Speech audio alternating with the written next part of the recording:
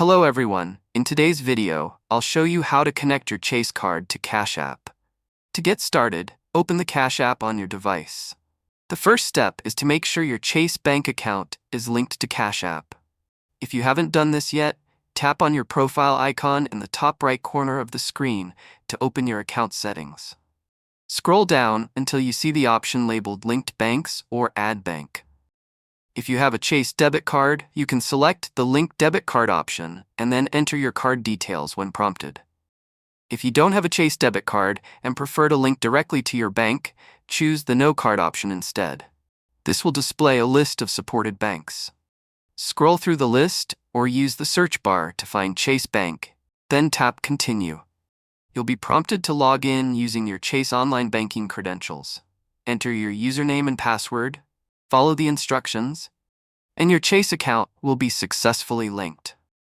Once your Chase account is connected, you're ready to transfer money.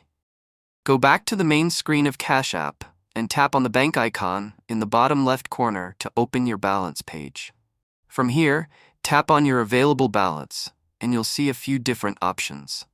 Choose the one labeled Cash Out to start the transfer. Enter the amount you want to move from Cash App to your Chase bank account and then confirm the transfer.